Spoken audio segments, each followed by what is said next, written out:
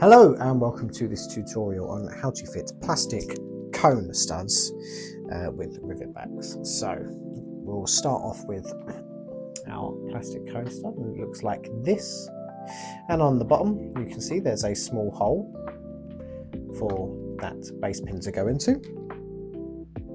This is what that backing is going to look like, very small. So we've got some faux leather here.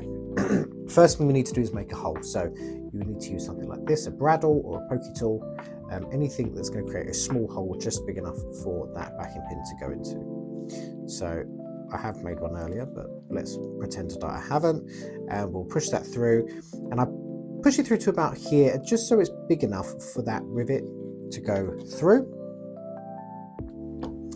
We'll take this and we'll push it into the back, so that rivet should now be poking out the top.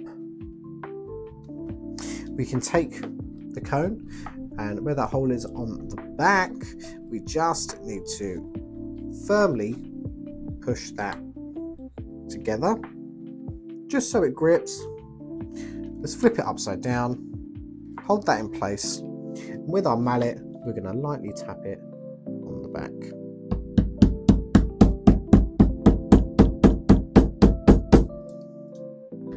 That should be nice and secure. Yep, that's not coming out. There you have your plastic cone with your backing there.